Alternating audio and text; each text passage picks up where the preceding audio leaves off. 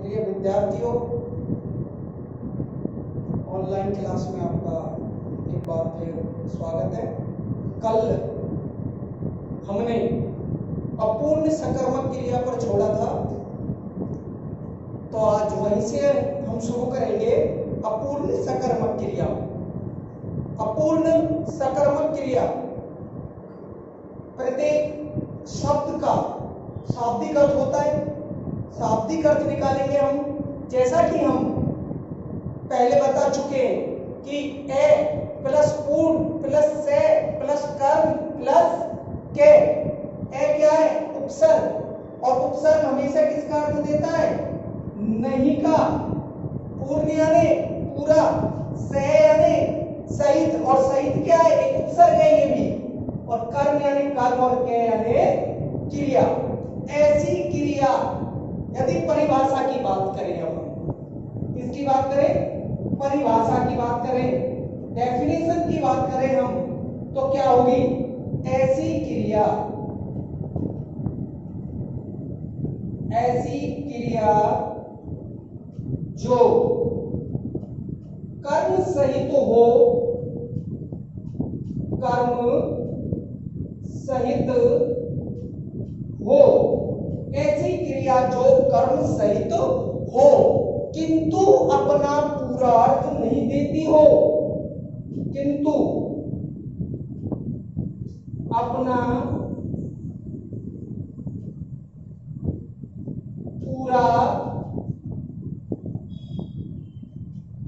अर्थ नहीं देती हो, किंतु अपना पूरा अर्थ नहीं देती हो। पूर्ण अर्थ की प्राप्ति के लिए, पूर्ण अर्थ की प्राप्ति के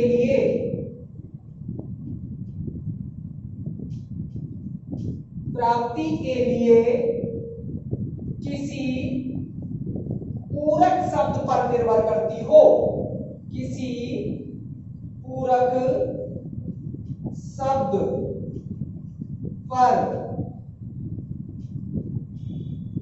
निर्भर करती हो, उसे अपूर्ण सकर्मक क्रिया कहते हैं। यानी अपूर्ण सकर्मक, अपूर्ण सकर्मक, भाई सकर्मक है लेकिन वो पूरी नहीं है, क्योंकि वो अपना कर्म नहीं दे पा रही है, कर्म होने के बावजूद भी अपना पूरा अर्थ नहीं दे पा रही है, और पूरा अर्थ नहीं दे पा रही है, इसलिए इसका नाम क्या है? अपूर्ण सकर्मक। तो देखो, इसमें एक शब्द आया है, जब तक हम उस शब्द को नहीं पकड़ेंगे तब तक हम इस अपूर्ण सकर्मक क्रिया को नहीं समझ पाएंगे। इसमें एक शब्द आया है, और वो शब्द है पूरक। क्या शब्द आया है? पूरक। पूरक शब्द आया है, ये पूरक शब्द। जब तक इस शब्द को हम नहीं पकड़ेंगे ये पूरक है क्या, ये पूरक है क्या, तब तक हम इस क्रिया को नहीं समझ पाएंगे। तो हम इस क्रिया को समझने के लिए सबसे पहले किसकी बात करेंगे? इस पूरक शब्द की बात करेंगे कि पूरक क्या है, ये क्या है पूरक। तो यह देखेंगे हम कि पूरक क्या है। पूरक, यदि इसके अर्थ की बात करें, इस पूरक शब्द के अर्थ की बात करें, तो इसका अर्थ होता है पूरा करने वाला। पूरा करने वाला, पूरा करने वाला क्या कहलाता है? पूरक कहलाता है। पूरा करने वाला क्या कहलाता है? पूरक कहलाता है। पूरा करने वाला क्या कहलाता है? पूरक। तो अब ये पूरक है क्या? यदि इसकी परिभाषा की बात करें, इसकी भी यदि हम परिभाषा की बात करें, तो इसकी परिभाषा क्या होगी? इसकी परिभाषा क्या होगी?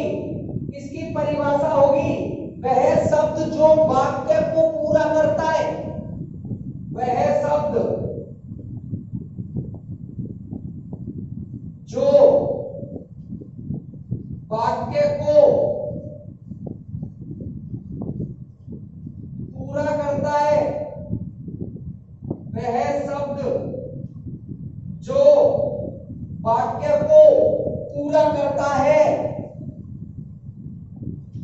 पूरक कहलाता है।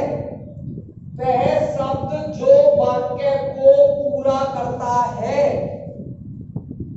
वह शब्द जो वाक्य को पूरा करता है क्या कहलाता है? पूरक कहलाता है। तो ये पूरक हो गया। पूरक, पूरक का अर्थ क्या है? पूरा करने वाला। और पूरक की यदि हम परिभाषा की बात करें तो क्या होगी? वह शब्द जो वाक्य को पूरा करता है।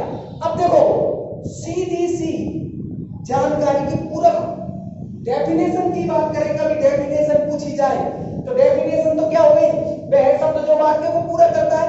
लेकिन सबसे सरल बात यह है कि पूरक के रूप में दो ही शब्द होते हैं। पूरक के रूप में दो ही शब्द होते हैं। और वो दो शब्द कौन कौन से हैं? एक तो होता है संज्ञा, एक तो क्या होता है? संज्ञा, और एक होता है विशेषण। एक तो होता है संज्ञा और एक होता है विशेषण। संज्ञा, अब इसमें एक थोड़ी सी बात है, ये जानना बहुत जरूरी है हमें। एक छोटी सी बात है लेकिन वो जानना बहुत जरूरी है कि संज्ञा और विशेषण पूरक के रूप में दो शब्द हो गए, मान लिया हमने बात। लेकिन संज्ञा बहुत सारे शब्द होते हैं, तो सिर्फ यहां दो शब्द काम आएंगे संज्ञा के भी, कौन और कहां। कौन और कहां, कौन और कहां शब्द सिर्फ संज्ञा के रूप में दो ही शब्द काम आएंगे, कौन और कहां। और विशेषण के रूप में आएंगे कैसा, कैसी, कैसे। कैसा, कैसी, कैसे। पूरक के रूप में दो शब्द हुए हमारे पास। पहला शब्द हुआ संज्ञा, पहला शब्द क्या हो गया? संज्ञा। दूसरा शब्द क्या हो गया? विशेषण। अब हम पहचान कैसे करेंगे कि संज्ञा शब्द तो बहुत सारे हुए, बहुत सारे होते हैं, तो बहुत सारे शब्द होते हैं, लेकिन सिर्फ हमें वो शब्द चुनने हैं जिनसे कौन और कहां और कैसा, कैसी, कैसे, कैसा, कैसी, कैसे से प्रश्न करें और उत्तर निकल आए। कौन, कहां, कैसा, कैसी, कैसे, इनसे क्या निकल आए? उत्तर निकल आए। वो क्या माना जाता है? पूरक माना जाता है। क्या माना जाता है? पूरक माना जाता है। फिर देखिए एक बात कि पूरक, पूरा करने वाला, परिभाषा क्या हुई? वह शब्द जो वाक्य को पूरा करता है। अब पूरक के रूप में दो शब्द हुए हमारे पास, एक संज्ञा और एक विशेषण। अब संज्ञा बहुत सारे शब्द होते हैं, तो हमें सिर्फ क्या देखने? दो शब्द, कौन और कहां, और विशेषण में कैसा, कैसी, कैसे। जब हम इन पांचों शब्दों से प्रश्न करते हैं और उत्तर निकल के आ जाता है तो वह क्या माना जाता है? पूरक माना जाता है। क्या माना जाता है? पूरक। अब उदाहरण देखें, उदाहरण देखें हम पूरक जानने के लिए। जैसे सीता बाजार जाती है, बाजार जाती है। अब हम प्रश्न करेंगे, हमारे पास 5 शब्द है पूरक निकालने के लिए। पहला शब्द कौन, दूसरा कहां, तीसरा कैसा, कैसी और कैसे। अब इन 5 शब्दों में से हम एक शब्द से क्या करेंगे? प्रश्न करके देखेंगे। तो प्रश्न क्या होगा? सीता बाजार जाती है, सीता कहां जाती है, सीता कहां जाती है। तो उत्तर क्या निकल के आया? बाजार निकल के आया। उत्तर क्या निकल के आया? बाजार निकल के आया। तो बाजार हमारा क्या माना जाएगा? पूरक माना जाएगा। बाजार क्या माना जाएगा? पूरक माना जाएगा। तो अब यहां हमने कौन सा शब्द इस्तेमाल कर लिया? कहां वाला कर लिया। चलो एक कौन वाला करके देखते हैं, कौन वाला करके देखते हैं एक शब्द।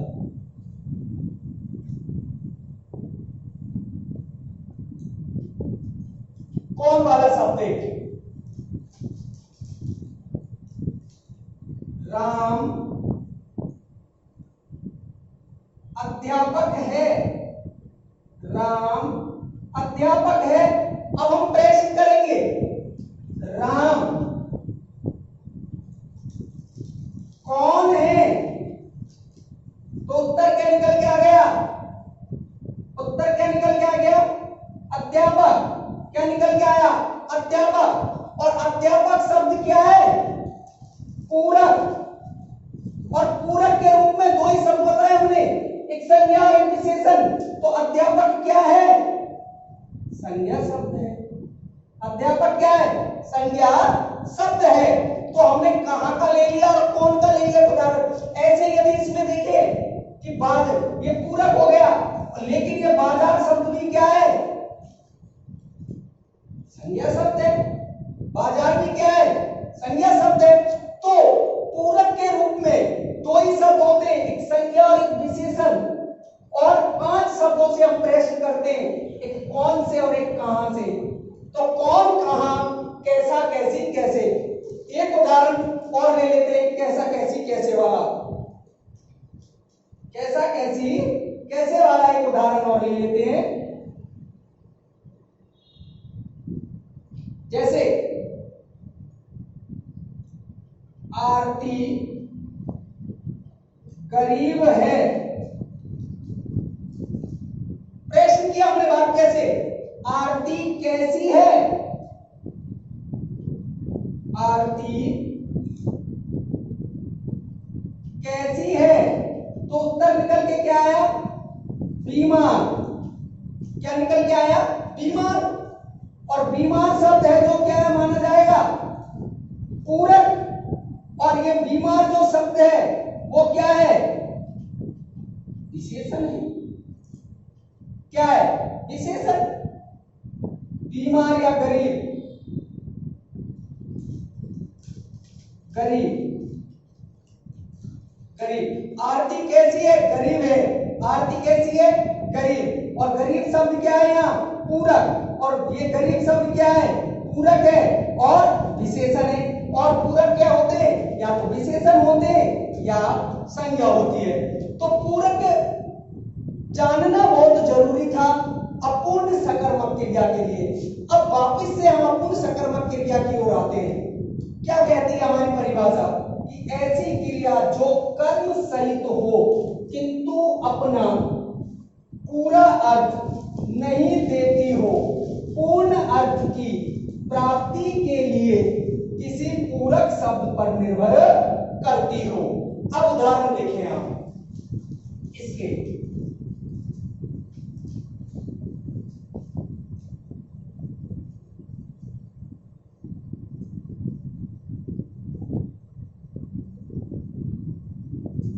उदाहरण देखेंगे इसके हम।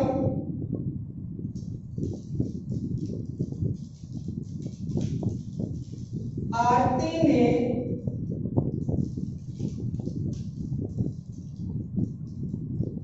जीके के अध्यापक को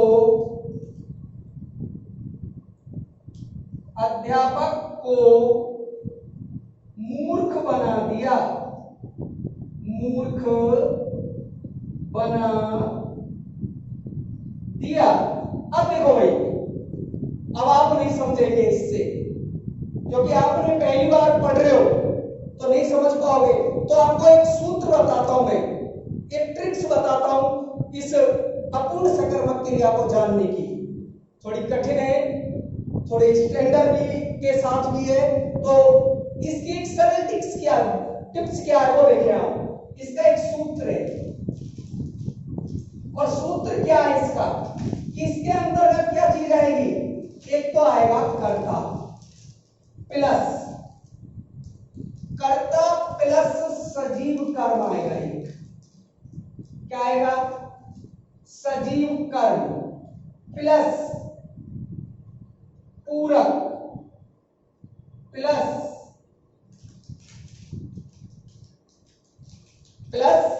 क्रिया। ये चीज आएंगी इसमें। क्या आएंगी? ये एक तो आएगा कर्ता, एक सजीव कर्म, एक पूरक और एक क्रिया। अब जैसे ये हमारा उदाहरण है, अब इसमें देखेंगे हम कर्ता कौन है, आरती। कर्ता कौन है, आरती।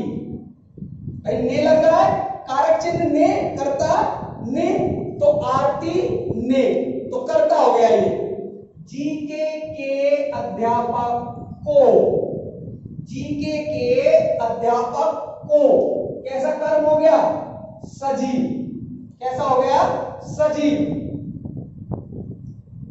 अब आप यहां एक प्रश्न नहीं लगाओगे कि क्या बना दिया, क्योंकि क्या से निर्जीव कर्म होता है, जबकि मूर्ख एक विशेषता है व्यक्ति की।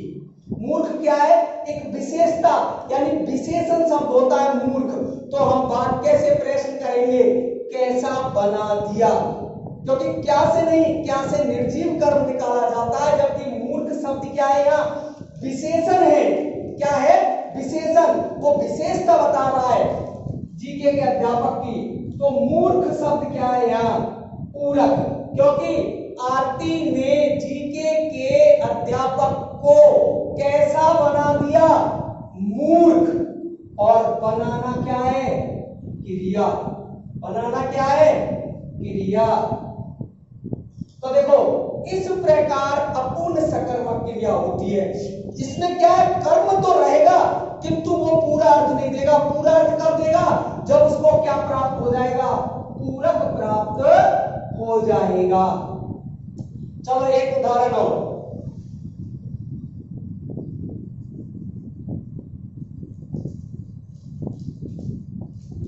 मोहन ने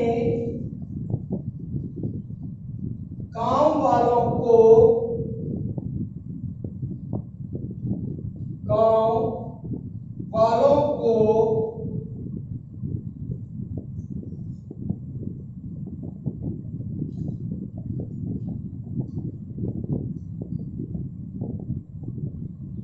काम वालों को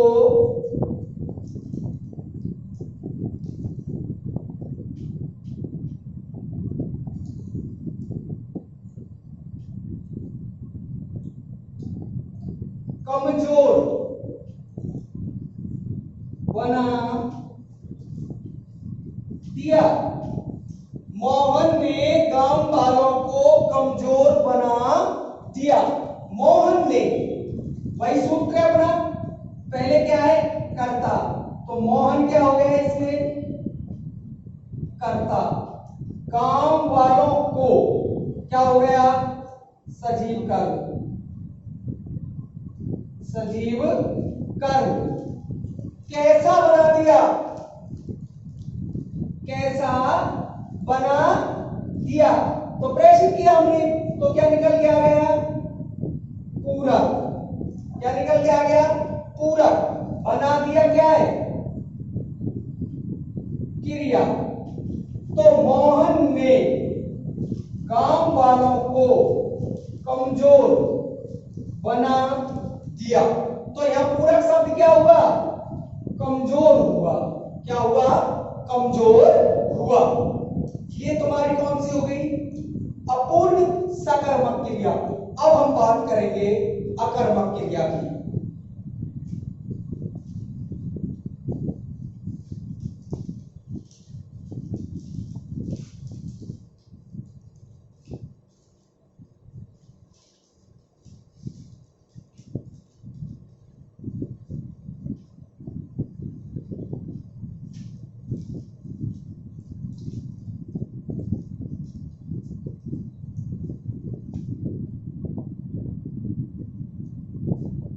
अगली क्रिया है अपनी अकर्मक। अकर्मक, वही शब्द तोड़ना है हमें, शब्द तोड़ के लिए अर्थ निकालना है। तो क्या बन जाएगा, ए प्लस कर्म प्लस के, ए क्या है, वही उपसर्ग, किसका अर्थ देता है, नहीं का, मना का, निषेध का। कर्म यानी कर्म, और कै यानी क्रिया।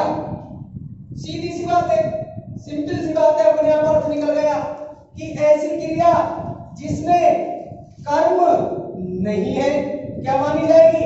अकर्मक मानी जाएगी।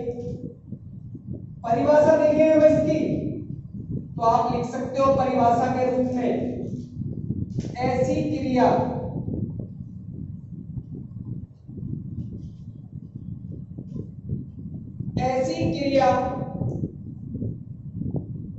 जिसमें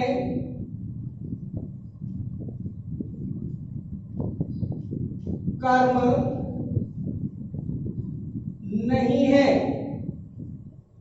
पहली बात, ऐसी क्रिया जिसमें कर्म नहीं है और कर्ता की प्रधानता होती हो, कर्ता की प्रधानता होती हो। ऐसी क्रिया जिसमें कर्म नहीं है और कर्ता की प्रधानता होती हो उसे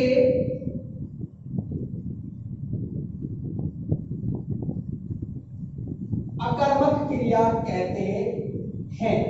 यानी जिसमें क्या नहीं हो? कर्म नहीं हो। कर्म नहीं हो क्योंकि यदि कर्म आ गया तो सकर्मक हो जाएगी।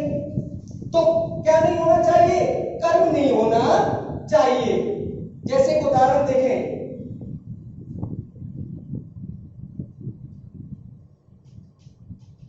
मोहन तैरता है, मोहन तैरता है। अब देखो भाई, मोहन तैरता है।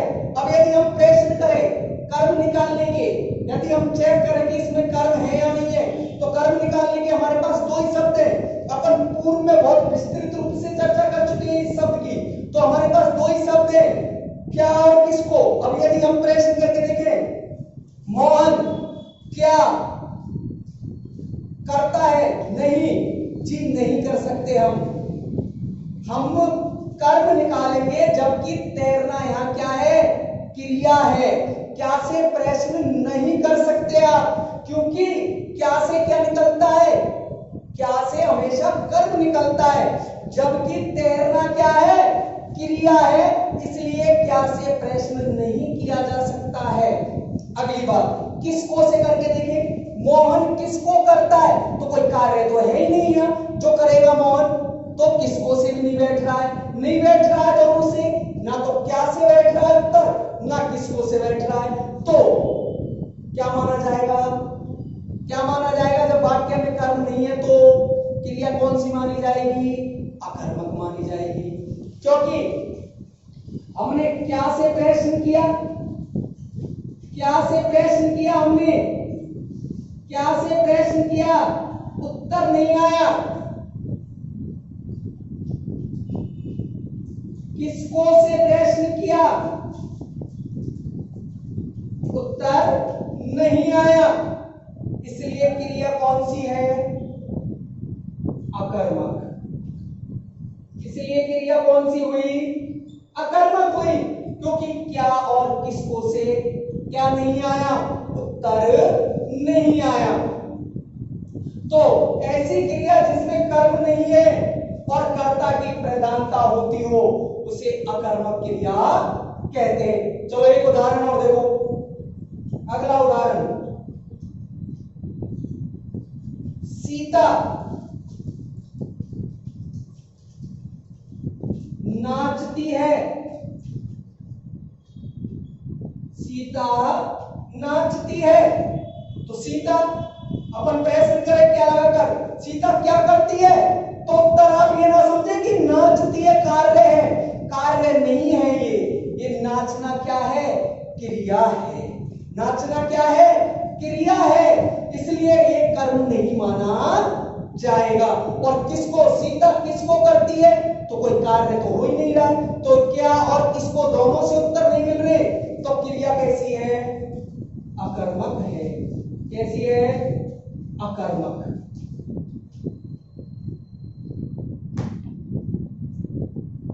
अब अकर्मक क्रिया के होते हैं दो भेद, उनको देखें आप। क्रिया के दो भेद होते हैं।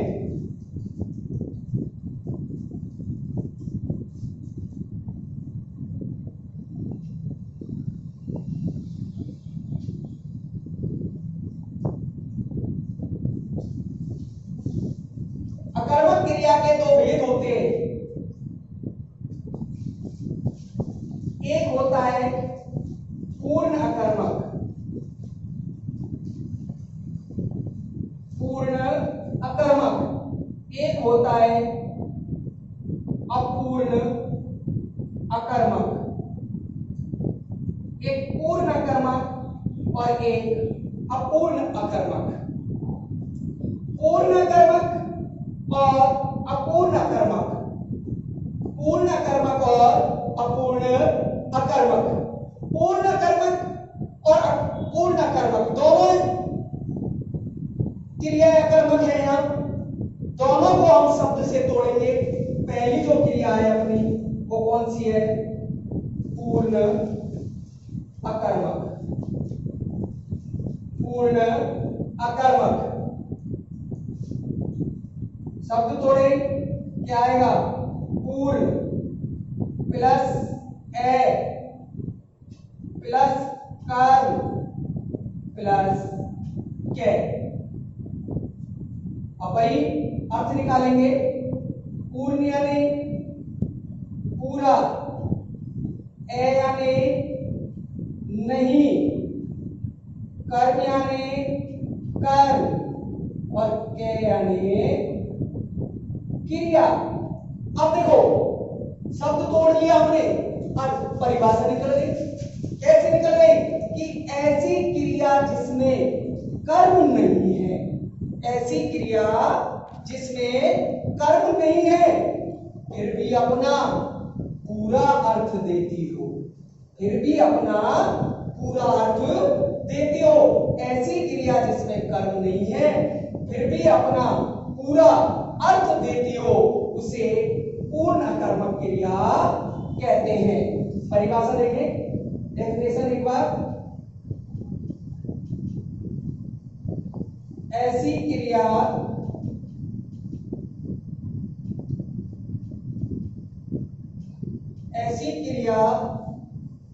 जिसमें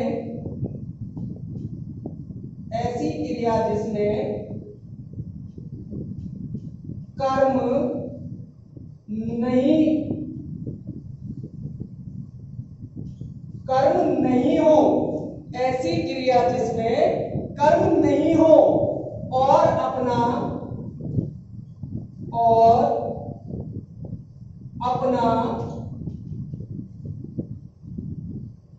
पूरा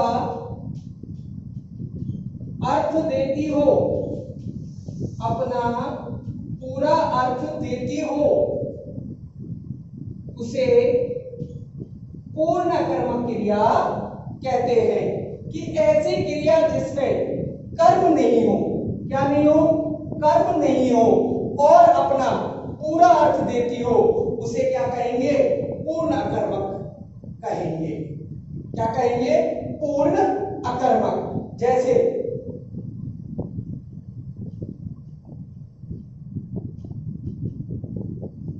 राधा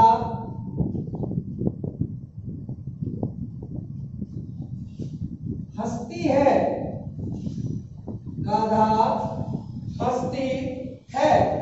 अब देखिए भाई, हंसना क्या है? क्रिया, और राधा क्या है? कर्ता। देखो कर्म है क्या इसमें? कर्म नहीं है, फिर भी वाक्य का हमें पूरा अर्थ पता चल रहा है कि राधा क्या कर रही है? हंस रही है। क्या कर रही है? हंस रही है। वाक्य पूरा हो गया कि ऐसी क्रिया जिसमें क्या नहीं है? कर्म नहीं है और अपना क्या दे रही है? पूरा। इसमें एक बात है, और वो बात क्या है? कि जो क्रिया होती है वो अपनी स्थिति को दर्शाती है। क्या दर्शाती है? स्थिति को दर्शाती है। स्थिति और भाव दर्शाती है। स्थिति और भाव दर्शा देती है। क्या दर्शा देती है? स्थिति और भाव दर्शा देती है। सिर्फ अर्थ तो निकल जाता है पूरा, लेकिन स्थिति का पता चल जाता है। क्या पता चल जाता है? स्थिति और भाव का, क्योंकि कारण है इसमें।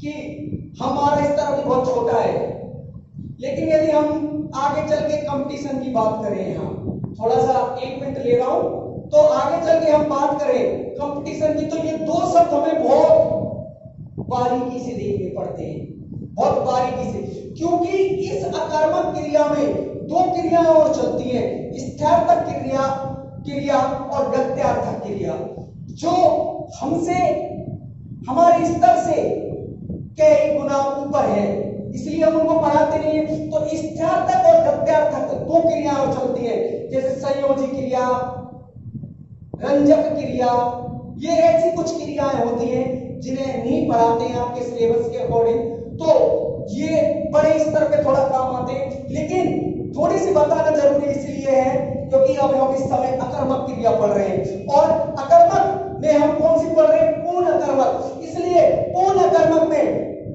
क्या नहीं होता? कर्म नहीं होता है, लेकिन जो क्रियापद होता है वो स्थिति और भाव को बता देता है। क्या बता देता है? स्थिति और भाव को बता देता है। वो होता है क्या?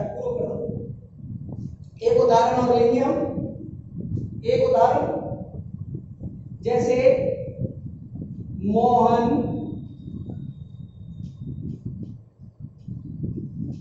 जाता है, मोहन जाता है।